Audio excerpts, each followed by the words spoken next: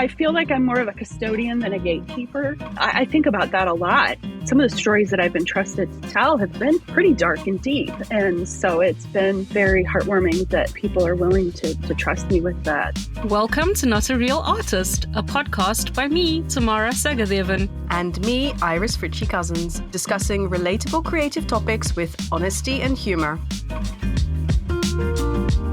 It's the season of the guest, where we invite people who are vastly more interesting than the two of us combined and pick their brains about their art practices and their projects. And I am super excited to talk to our guest today. Iris, would you like to introduce our guest in a very cryptic manner? Okay, I will, in a very cryptic manner. You definitely didn't look at the title of this episode in which the guest name is mentioned. So this person has been on my wish list. When I started thinking, like, who do I want to ask on our podcast? And like, I was doing my little wish list. I was like, oh, she's so interesting. And I really admire, from a distance, she doesn't know this, what she's doing. And I really want to know more about it because to me, what she is doing in this creative space blows my mind and feels like something that I could never do, both from a practical and an emotional point of view. And so I really want to know more. What about you, Tamara? Well, I think our guest is just absolutely crazy. And I mean that in the best way possible. If you haven't read the title, our guest is Suzanne Earley, who has a magazine called Strawberry Moon. And I have seen almost, and I stopped counting at some point, like 28 collaborators in one of the issues that I saw. And that is why I think she's crazy in the best possible way. Suzanne, have you left us yet? Still here? I'm still here. Sorry for insulting you, kinda. No, I think I'm crazy too. So do you want to just introduce yourself to our listeners in your own words? Sure. I call myself a multi-passionate artist because I like to do absolutely everything. Maybe not everything, but I have been a quilter and knitter. I am really into art journaling. I love watercolor painting. I love to just try all of the things. I love to learn all the things. I am a wife and a mom. My twin boys are adults, allegedly. And I have 3 cats now who are my staff, and they are absolutely useless. But, you know, what do you do? And I have started a magazine called Strawberry Moon Magazine for art journalers. I have done lots of different things in my professional life as I was a long arm quilter. I was a secretary, although I called myself a multitasking wizard because I was at a school. And I was a computer network engineer for a couple of years. My very favorite job was my first one when I was a page at a library and all I did was shelve books that had been returned. So I didn't know that that's what they were called. That's quite a page in a library. Yes. I'm super interested in the logistics of how you get this magazine together. And of course, I've been one of the lucky people to be featured in your magazine. So I know it from the outer perspective about how to answer questions and stuff. But before we even get to that, I think the juicier thing is, why are you doing this and how? The story kind of starts about 4-ish years ago. There was a magazine focused on art journalers called Brush Magazine, and it was created by Tanya Lee Collar, who is in Australia. It was kind of a side thing for her. She's a full-time graphic artist, I think, and she kind of did it in conjunction with the Get Messy art community.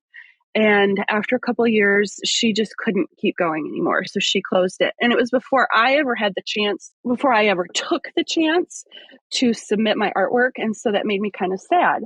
And I don't know, this bug got planted that we still, as an art journaling community, needed something like a magazine. And I know that there is a magazine that you can buy in the bookstore, but it just felt like a different experience to have something that was created by art journalers and was for art journalers it just felt more relatable than maybe the one that you can pick up in the bookstore. So it's like you created the thing that you wanted to see in the world. Exactly. And so I thought about it for a couple of years. I emailed Kaylee from Get Messy and I said, what do you think? And she's like, totally, you should totally do this. It was about 2 years of thinking about it. And, you know, this is all as we're going through the pandemic. And I was increasingly aware that I needed to leave my job at the school. I'd been there for 10 years and it was just no longer good for my mental health to be there. So when I quit, my husband's like, well, what are you going to do now? And I'm like, well, I think I want to try starting a magazine. And he's like, you want to do what? And it's going to be about what? So there was a lot of conversation there, and he agreed that I recognize that I am in the very lucky position of being privileged enough to have the time to do this without having a separate job. And so that's kind of where it got started. If I can say something, you are right. It is a privilege, but I don't think you should discount the fact that it does still take a lot of effort and work, because I'm privileged to also work, but I'm not as driven. I could not pull together a magazine. Yeah. And I mean, I'm not trying to be beat down on myself. I just don't have that type of like high functioning brain. I also want to say that like the world is privileged that so many artists put their time into the arts without necessarily the proper remuneration. I am privileged that I can, work on my Patreon and stuff like that because I bankroll it with my day job, So the world is privileged that we choose to do these things despite, like, instead of pursuing a career in, I don't know, finance or law or whatever. So yeah, and I don't mean it to sound like I'm apologizing or anything. I think it's important to say this is what I do. From the outside, I probably look busier than I am because I do struggle with depression. And so I have kind of timed it so that I have some time to take mental health days. What you said now is like, you probably look busier than you are. I think that's true for a lot of us. And for absolutely. Iris and I as well. And I totally get it. Thank you for sharing that with us, because otherwise, I don't know, everybody would go around with this idea that maybe all three of us are actually much busier than we actually are. It goes back to the conversation about social media. We only put online what we choose to put online.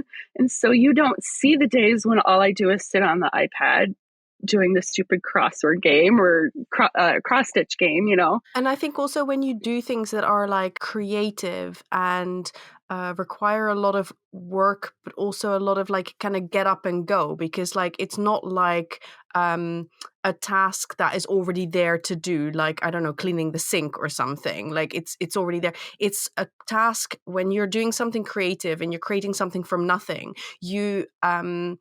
You have to have the get up and go of going like, well, what do I need to do? You're kind of creating your own job for yourself. And I do find that type of work requires a lot more mental energy. And I have had to kind of make peace with the fact that sometimes I'm so busy and so effective and so kind of like productive that I can't be like that all the time. If I was like that all the time, I would burn out. So, and then I kind of like, the next day I'll be like, oh, I'm wasting all my time being not productive, not doing very much. But really it was necessary in order to have that kind of focused energy in the other moment. And expecting yourself to have that sustained energy all the time is kind of unrealistic, given that we are human. Oh, totally. I'm currently working on laying out issue number 5, and I can't just sit for 8 hours and do it. I have to take brain breaks. I have to walk away. I have to go pick up my knitting or whatever. My husband can sit and do the most boring jobs. He's a farmer, so he can sit in a tractor for 12 hours at a time, and it would just absolutely drive me insane. I have to take those breaks, and it is hard because then I think the next day, oh, I'm being so lazy today, but no. Exactly. Like I'm being so lazy. Oh my God. Like I do that too. And like, I want to know a little bit more. You said that it took you about 2 years from kind of like the seed of the idea to actually doing something with it. What were the obstacles in those 2 years and also in that very first stage of starting it? Because obviously, like I feel like that the difference between not having a magazine and then putting out your first issue, that is the most massive stairway to climb. And I'm sure like every single issue is a lot of work, but the difference between going from 1 to 2 or 2 to 3 is still not as big as going from 0 to 1. So I was still working, and the hurdle was thinking, yeah, this is something I could do. Because I kept thinking, well, somebody should do this. And it was like, oh, well, you could be that somebody, but I don't know anything about magazines. I don't know anything about publishing. I don't know anything about InDesign. I don't know anything about marketing. I don't, it was just all of these lists and lists. And once I decided to do it, I have this notebook that's just full of lists of things that I thought I needed to learn and to figure out. And I still haven't figured out some of them. So that was the main hurdle, was just because I knew I didn't want to try to do it while I was working, because I knew I would never be able to get it done in a way that I felt good about. And then once I was leaving my job, it was just like, who am I? It's that imposter syndrome, who am I to think that this is something I could do? Because I don't have a huge following. I'm not part of some of the, I don't want to call them cliques, but there's different groups online of people that work real tight. They're tight knit and work together. I'm not part of any of those. And that's not me being like teenage, high school, whatever. It's just a fact, because you have to make your own small communities. Yeah. Otherwise, the internet is just too big.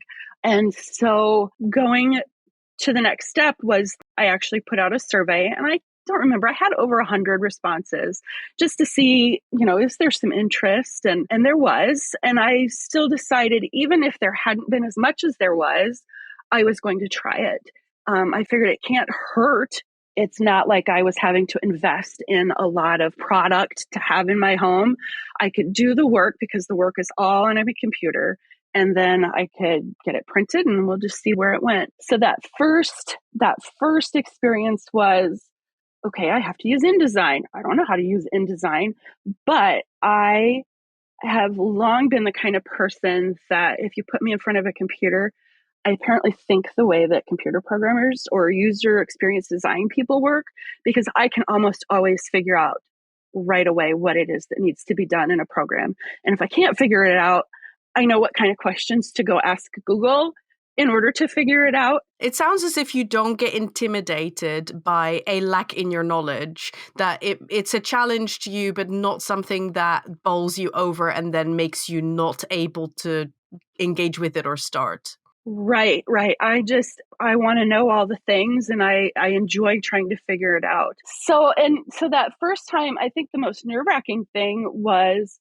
putting out the call for submissions and asking people to join, because I didn't know what I was going to get. I hoped I would get some really cool stuff, and I absolutely did. I was just really, and all of the people, so in a typical issue, I invite several artists to be the featured artists, and they answer questions that I have asked them. And then I solicit for articles that could be like tutorials or just a story about an experience with art journaling. And then we have our galleries that all have different themes. And so that first time, it was a little nerve-wracking because, of course, you put out the call for submissions and people have to work on their stuff. And like me, everybody waits until the last minute. Yeah. So the last minute came and I'm like, okay, I don't have enough, guys. We're going to have to fill the magazine with the cat. Well, I extended the deadline and then I ended up getting plenty for that first magazine. And I decided to do a pre-sale just so that I would know how many to order, because I was having to put out and pay for the print right away. And so based on that pre-order, I placed my order, and then it was still 2021 at the time, December. They were still having lots of delays and backlogs with paper supply, and they were busy. So the magazine ended up being, I think, about 2 weeks later than I expected, but it all worked out. And I sold out all of the extra copies within about a day. Wow. Of announcing it. So then I had to place another order, and I very quickly sold out of those. How did you feel when that happened? I was like thrilled, and but even the numbers at the time. So I ordered. I think the first time I ordered 200 copies, and that seemed like no. I didn't even do 200. I think I did 150 or 170, and that seemed like an awful lot. I really didn't know what to expect. I didn't know what my audience expected either, what my readership thought. So I didn't know if people would go, oh, only 200, or wow, 200. And so I'm tending more towards the wow, 200, because it was the first time. It was, We're a part of your audience. Wow, 200. We're the wow audience. Yeah, definitely. So that was the first one, and then of course, like the saying goes, the reward for a job well done is another job. So I had to start all over. That's an interesting point, actually. So you had this idea, then you executed it, and you had your wow moment with the amount of orders that you got, and then you had to do it again. And how did you feel then? Was it like, oh yes, of course, like I'm pumped for the second issue, or how was that for you? For the second issue, I really was pumped. I was even more excited about it than the first one, and I'm really proud of how that one turned out as well. I mean, I'm proud of all of them, and I think they're just going to keep getting better and better. But, I knew I'd done it. I knew I'd had gotten a lot of interest, and I was hoping that, let's go, let's do this again. When I got to the actual physical part of putting it together, it was like, oh, wow, now I have to do this again, because it does take a lot of that mental energy to lay it out. The only thing I don't do by myself is the copy editing. I enjoy copy editing, but she's better at it because she does it every day. She's very good at her job in terms of respecting the author's voice. And also, I think because she has absolutely no emotional attachment to any of it, she is better able, I think, because I'm the one that has solicited and I'm talking to all these collaborators, and I just feel I'm closer to them than she is. And I think we have that kind of like collaborator energy. I'm more likely to censor myself, censor a lot of what I do. And when Iris edits an episode, when you hear me sound a little bit more stupid than I actually am, that's probably when Iris is editing. But no, she's definitely gentler on myself. And I think she has a similar experience. I feel that everything she says is super valuable, not just because I'm in love with her, but because it is. And we have this thing where we're more likely to edit the episode that we're doing better for the other person in the conversation. Yeah. And it sounds like a similar kind of collaboration between you two. Definitely. And the other thing that I think has been kind of an eye-opening experience for me is having to choose. For the first issue, I put absolutely everything in that I got. And I have not done that completely as the issues have gone on, but I have had to tell some people no, and that is incredibly hard for me. And I was not expecting it to be as difficult as it is. Then the other thing I have trouble with is that I've asked for about 4 to 6 photos per article, and sometimes I get like 10 or 12 photos. I don't have room for all of these pictures, and I want to use absolutely all of them. And so in those cases, I send them to my sister and say, Deborah, you choose. And I let her help me choose. Oh, that's so totally me. Somebody would ask for 6 photos and I would send 12. And it's not because I want all of them to be in. It's because I have like low self-confidence in what's actually good. And I expect the person who's editing to be like, that's crap, that's good. And that's why like I do it. But it's so interesting because I never thought about it that the person who's actually viewing my photos might feel not overwhelmed, but slightly overwhelmed that, oh my, I want to put all 12 in. But I just asked you for 6, Yeah, I find I do, because usually I am judging them as a person who wants to like what I see. I've had a lot of artwork that is uncomfortable, and I still love it, and I want to put it in, because I think that's part of what I'm trying to do is challenge people on what makes good art. And sometimes it's not always pretty. So kind of my general, I don't even know what the word is, motto, theme, guiding force, my vision, maybe my whatever, is that everybody has a story to tell. And I want to be able to tell those stories. So if you've taken the step to send me something with your story, I'm pretty inclined to publish it. So you feel like people trust you with the things that they're sending you. So you're kind of like a custodian almost. I feel like I'm more of a custodian than a gatekeeper. I think about that a lot. Some of the stories that I've been trusted to tell have been pretty dark and deep. And so it's been very heartwarming that people are willing to trust me with that. Do you have any kind of like emotional obstacles, like struggles within yourself rather than practical obstacles of like learning this program or that? So yes, I totally get in my way all the time.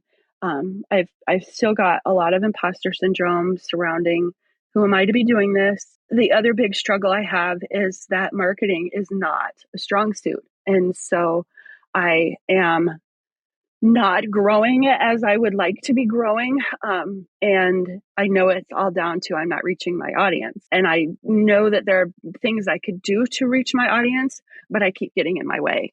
I keep making a list saying, okay, today we're going to learn how to do XYZ, or we're going to film a whole bunch of reels, or we're going to, and then I don't, because it just seems so hard. And some of that comes back to, I think, like my age, my generation. I'm very solidly a Gen Xer. And so to me, a lot of the promotional stuff I see online, it feels very forced and very like sellout kind of. And I can't do some of that. It just is not who I am. And I have not yet figured out how to market myself in the magazine in a really authentic way. I'm a millennial. We established this in some other episode. And I feel that when I see online marketing, I feel like it's very like grift centric, to use that word. It feels like a grift. Yes. And it also feels like it doesn't have substance. And authenticity is definitely the word here. And people sell to people. Oh my God, I can't believe I said that. My boss used to say it all the time and I wanted to just punch him out. But I'm saying it now. But people sell to people. And sometimes I don't see people in what I'm watching. I see an algorithm, or I see somebody else that has told you what to do. Iris, I feel you have a really good handle at coming across as authentic, because you are being authentic in the, I won't say marketing, but the videos that you make, which is a part of marketing in some sense, even though it is you expressing yourself. What is it that gets you? Are you just inclined that way? It's basically that I don't feel capable of doing anything else. So I have the same thing that what you're saying about like, oh, you feel like you should like crack it somehow. And then also what you're both saying about authenticity. And I know what I'm not seeing in the way that I'm being marketed to. And at first, when I first started getting into like wanting to be more professional with my art and actually reach people rather than just do things just for myself, I was much more tuned into like what I was being marketed to for myself, as in like what was being marketed at myself. And a lot of it was like, you know, how to get 10,000 followers, how to, you know, make money, how to like have a 2-day working week sitting by the pool, sipping margaritas, that kind of stuff. And all of the ways in which these things were marketed at me and the language that was being used felt very icky to me. It was all promising lots, making it sound as it was all down to me. And then I would follow these courses and I'd be like, well, it's not really working for me. I actually probably already know what I'm supposed to do. I just need to go and do it. But I wasn't really being helped by these people who were talking the very slick talk. And I think that sometimes when we see a lot of things, like when we see stuff repeated all the time, we think like, oh, we should be like that. Like, oh, the slick marketing talk is what allows these people to be a success. So now I need to adopt the slick marketing talk, or I need to adopt the like the woo-woo talk. Like I don't say that to put people down, but like as in like the very spiritual, you know, in touch with things type of talking. And I tried that too. And it's like, oh my God, that's so not me. And it's about finding your own authentic voice. And I do feel quite strongly that my own authentic voice is not something that markets super well. However, what that does mean is that the small, tight-knit audience that I have created is very genuine and is very supportive. And although it's not thousands or tens of thousands, it's very, very meaningful. And I think that it's a trade-off, and it's very difficult to kind of say like, okay, yes, I'm going to be okay with that, because part of us, you know, we want the big numbers. But a person who I feel does this really well is Effie Wild. She has a successful business that is based around her being super authentically herself, having a very, in terms of numbers, a fairly small, tight-knit community, and it is perfect. Like it's a perfect synergy. So rather than her becoming like sandpapering off her uniqueness and edges as if she were to be smooth and palatable, she is just unapologetically herself, attracts the right type of people, and makes a successful business that way. And I find that super inspiring, and that allows me to be more myself and to be less kind of feeling like I have to be some kind of slick marketing machine, and just trust a little bit more like the right people are with me and the right people will come. And then I will also try and spend a little bit of time and effort in putting myself out there to get more of those people, but systematic it is not. It's just me doing vlogs and not brushing my hair and hoping that the right people see it. But when you do it that way, when the message hits, it hits hard because, like you said, it's hitting the right people. Another thing I want to say about some slick marketing, all the slick marketing people who are listening, that like don't also buy, it's not just about buying their language, but it's about buying what they tell you. And I realized that I was so convinced at one point that I needed over this many followers to be successful in this art community, because we do want to be successful. Come on. And like, bread costs money, yo. So when I realized that, it was some famous whatever mail that I was getting every 5 days, how to grow, it just broke such a chain for me. And I was then able to actually go and get those opportunities that I needed to actually do what I needed to do. That number was keeping me away. So it just like really become super aware of it. I don't know how we got started. It's probably me. I derailed the conversation. I'm sorry. No, I thought that was a great, and I especially appreciate what Iris said, because I think there's, I have gotten caught up in I need to try to do some more of the slick marketing stuff, which I don't want to do. So I haven't been doing it. And I need to continue to go back to thinking about how can I do it authentically, be me, put the magazine out, because I have accepted that my magazine is not for everyone. We are pretty unapologetically liberal, perhaps is the right word. I believe pretty strongly in human rights issues. You communist. I just thought I would lighten the mood. I know that by saying it's an inclusive community, it kind of then ends up excluding some people who find that uncomfortable.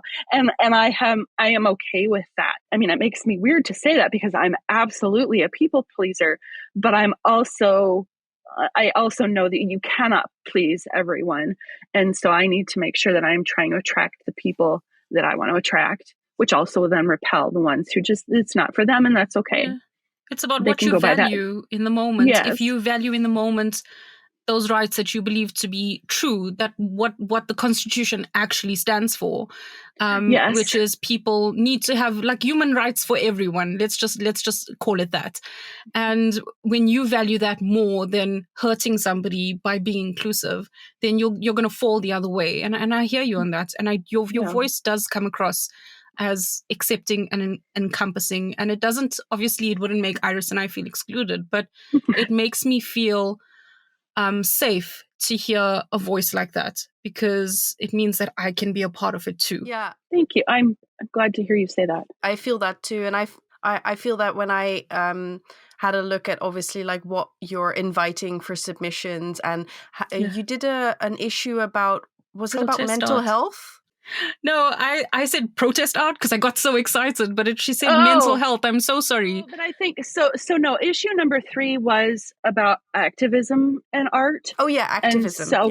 So that was I think a really risky thing for me to have done, and I am glad I did it. I learned a lot, and we got some really amazing submissions. I do think it turned some people off, but like I said, I can't please everyone. I need to please myself. I need to be putting out the product and sharing the voices that I'm okay with. I mean, we very specifically, when we started, I had a guest editor for that issue. We spent a lot of time talking about, what are we going to put out for submissions? How are we going to frame this? Because I wanted to make sure, up until then, I had been publishing everything people had sent me. I was wondering if I would be in the position where I was going to have to decide whether or not I was going to put in a piece that celebrated Donald Trump. And I was not going to be willing to do that. That's like a hard line in the sand for me. But what we did in framing our submissions request was say, focus on ideas, not people. So what you won't know is I saw that the reason I remember that issue is I went and I did like a whole lot of prep and research, because we have awesome like protest art here. And I wanted to showcase like Polish graffiti and protest art. But when I was doing it, it became such an emotional process that I wasn't sure if, like, it was about self-immolation and Nepal and everything. Unfortunately, it will always be political because it's activism and protesting. And I got so deep into it and so emotional that eventually I said, I'm too close to this. It's going to be too emotional from my side. But you really, like, first of all, you got me out of the house. But second of all, you gave me like a real good, like, there's a little part of me that's still a freedom fighter because I come from South Africa, and freedom fighting is a part of who we are and what we do. And it really sparked something in me. And I've actually done some like political activism pieces since then. And I'm not comfortable sharing them as yet, but that was like really super inspiring. And that's why when Ira said that, I like jumped to it because I thought she meant the same. No, you are right. That is the issue that I was thinking of. It was the one that made me think when I saw your call for submissions for that. It gave me a really good kind of, I don't know, a sense of what you're here for, what you're trying to call in, what you're trying to like be in the world. And it felt very, very positive and very exciting to me, because I do think that, you know, I shy away from making political statements and stuff because it is so difficult online. It's so divisive. And yet I think absolutely. it's so important that we do stand up for what we believe in, but in a kind of in a holding space kind of way, rather than in a, this is my opinion, death to everybody else who thinks something different. Not like that, but in a way that invites introspection, in a way that invites communication or dialogue. And I do think that when we make art and we share art, and especially art that comes out of feeling or oppression or about like working through things, and specifically art that has to do with activism, I feel like that is an invitation to reflect, connect, create meaningful dialogue. And so the fact that you went there and you invited that and you said, hey, I'm doing a whole issue about that, I feel like that's really awesome, because it would have been so easy for you to not have done that. So yeah. Right. Yes, it was hard, and I even procrastinated on it because it was so hard. But it did help that I had a guest editor who had a lot more experience as an activist and as someone who thinks about activism. So that really helped a lot. She really did a lot of the heavy lifting in terms of helping to decide what our themes were going to be, which articles to choose. And we did have we have a lot of submissions, and we did have to make choices because we just ran out of room. And it did feel risky, but I'm really proud of that issue. I really feel like we did some really cool things with it, and there was some hard stuff in there. But I've had nothing but good feedback about it. So I thank you. It makes me feel good to hear you guys have said several times that the voice that I'm trying to put out in the world, the expression of inclusivity and whatever, I'm glad to hear that you're reflecting that back to me, because that you're hearing exactly where I'm coming from. I try to always write with kindness, a little bit of humor, which is why I always refer to my cats, because lots of humor. Yes, you're hilarious. I try to make the magazine in the parts where I actually do the writing. I try to make it sound like we're having a conversation. Yeah, and also it's so genuine. It's so genuine. Like, that's why I really enjoy reading your little newsletters and your calls for submission and your like reminder that a deadline is coming up. I'm like, oh, that's like, first of all, I'm grateful because I'm like, you know, obviously it just went out of my head, and I'm like, oh yeah, I want to do that. And then also like when you're like talking about the cat or about how you're feeling or whatever, it just feels like you're a real person. You're not just like some faceless entity. And I think that's really cool about, you know, obviously being involved. Yeah, Sally, Sammy, and Hobbs. I'm not a stalker. So this morning I ran out for a couple minutes, and I knew I was doing it, but I thought I was going to be back in 5 minutes, and it was more like a half an hour because I stopped to chat. I left my studio open, and Sammy found a spool of pearl cotton. And I don't know, you guys are probably, I don't know, do you remember those Family Circus cartoons where they would show a picture of Billy and a map of everywhere he went as he was doing something? And so there'd be this dotted line that went all over the place, and it would loop back on itself multiple times, and there'd be a spiral. That is what my house looked like when I got back. There was thread around the table multiple times, around all the chairs. It went over to the piano and back. Oh my God. I really love when you talk about your cat. So when I see like a cat tax picture, and like Iris said, it makes you very relatable, but it's not just because you're trying to be relatable. I can read that you love these animals. I can read that they're an addition to your workspace, and they probably really are your colleagues. And I really enjoy those. And I don't even have a cat. So keep on sharing those. My husband came in one day when I had one of the images up on my screen that I was going to use, and he's like, it was a picture of, I think it was of Sammy. And I looked at him and I said, I am not above using my cats to get attention. That's a marketing strategy I will stand by. If somebody puts their dogs or cats on... I like this marketing strategy as well. A question I really want to ask, how do you know when something is finished? And I know that you do all the hard work of picking out people, but at the end of it all, when is the last full stop? The last full stop. Oh my gosh, that is an excellent, excellent question. Sometimes it's the answer is when I have to stop. Partly that the time has run out and I can't keep going any longer. Let me back up a step. So the process is I solicit, I get the articles and everything, and we edit it, and then I actually lay it out in the program on the page. And then I have to decide what order everything goes into. And then I put it on my iPad into like Goodreader, and I start editing it. And so that's going through page by page, word by word, looking for mistakes, looking for little places where I have to move pictures around, places where I could add a little background or whatever. I also have my mom and my sister go through it. And so they're also my proofreaders. They're just, because it gets to a point where I can't see the errors anymore. And so after the three of us have made at least one pass, I will probably make one more pass. And that's the point where I'm like, I can't see it anymore. And so at that point is when I upload it to my printer. So that's the point where I have to proof it on screen, make sure all of the edges are out to the edge like they're supposed to be. And I don't know. It's just that it gets to a point where I'm like, okay, my time is running out. I've been through it enough times that I can't look at it anymore. It has to be done now. I'm not sure that's a very satisfying answer. Well, it's a little bit inspiring, actually. It's like you say, you have to let it go at a certain point. You have to let it go. I've pointed out errors in the magazine, in the paper magazine on Instagram, and everybody's like, oh, it's okay. And I'm like, no. I'm not pointing it out because I'm mad about it. I'm pointing it out because I think it's hilarious. Because I know that I was never going to catch all of those errors. It has been over a year.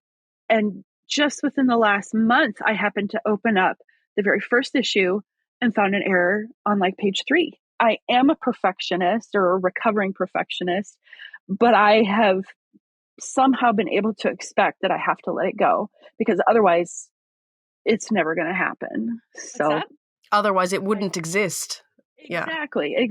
And especially when I've had people pre-order it. And so I'm sitting on all of their money and they're asking me, when's it going to be out? Well, I need to move on. The funniest error that I have found in that first issue is that I misspelled the word strawberry. That is excellent. That's really good. Like if you could choose to make any error, that is actually like for comic effect, that is the best one. Absolutely. One of the things that helped me understand perfectionism in terms of trying to strive for stuff that other people do is when I was a quilter, a long arm quilter. You'd see pictures, but you weren't up close to them. And you'd see all this work, beautiful, beautiful work by these famous, they were famous in our small quilting community, but these were like the people who were winning awards. And so I would go to the quilt show and I'd get up close to these quilts and I'd look at their quilting up close and I'm like, that's what my quilting looks like. I can see their errors. I can see their individual stitches. That's what my work looks like. And they're okay with putting it out here and they're winning awards with it. So I guess I really have no excuse because there's nothing special or, unique about them. Except for the fact that they took the effort and the leap to submit it. That's such a good point. I love that. So, and that's where I try to encourage people, and I know I won't ever get through to everybody that thinks this, but I don't want anybody ever to self-select out of submitting to Strawberry Moon magazine. And I know that there are people that have.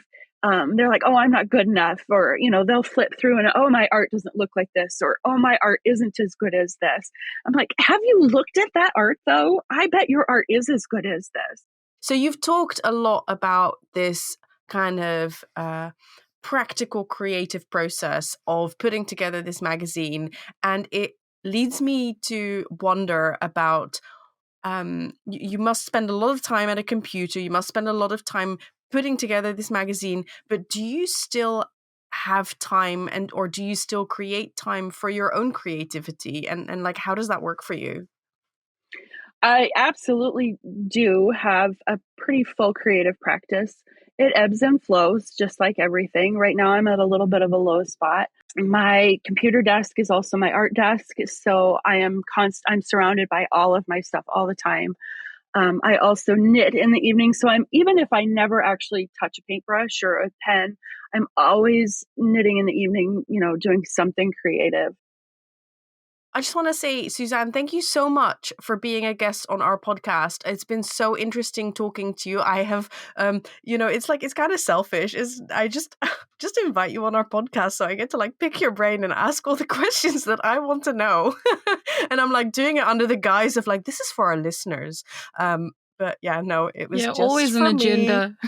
Yeah. I was very honored to be asked. I think I said in my original reply, I was like, I'm terrified, but also excited. So yeah, and I love that because it's so genuine. You're very welcome. And thank you so much for making the time to come and talk to us. And I really hope that people have enjoyed it. Tamara, do you want to say something? Yeah, I want to ask Suzanne. Suzanne, I heard you have a really cool magazine and a cool Instagram with art. Where could I find you? You can find me at strawberrymoon.art is the website. And Instagram, my handle is strawberrymoonmag. I think that's right. We'll have to check this and put it in the show notes. You will definitely be able to find all of Suzanne's details in the show notes, correct details. And you can find her there. Buy one of the magazines, not just because I told you to, but because it is such a beautiful tactile experience as well. It has the best velvety covers. You want to wear it. I'd also like to say thank you to all our listeners who tuned in today. We'd like to remind you that you can follow this podcast on your preferred platform. And if you've enjoyed this episode, please leave us a review or rating. You can also mail us at notarealartistpodcast@gmail.com with any of your questions, insights, or just to say hi. And don't forget to stick around for the key takeaways. 1.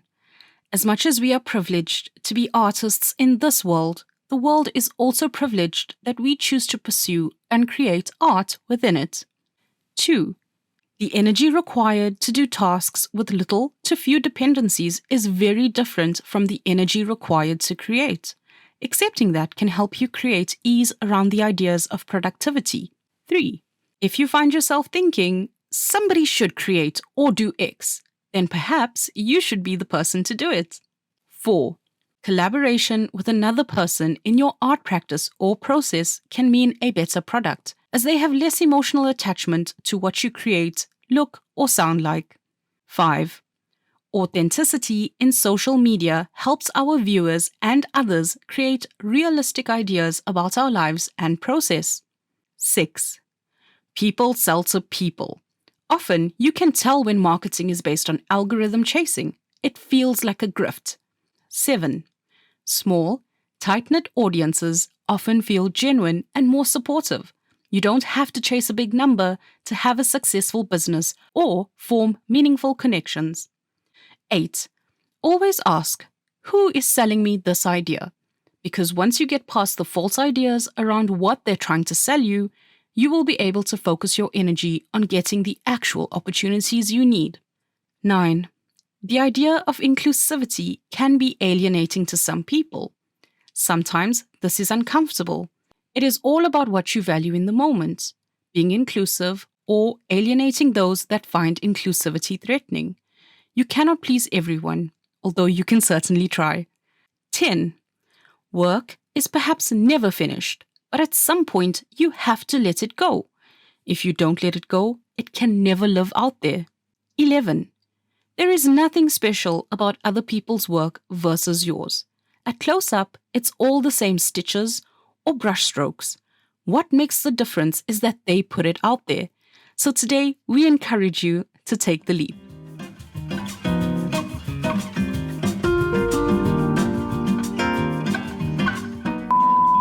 Welcome to Not a Real Artist, a podcast by me, Tamara Sagathevan. And me, Iris Fritschi-Cussens. I just missaid my own last name, so let's do it again.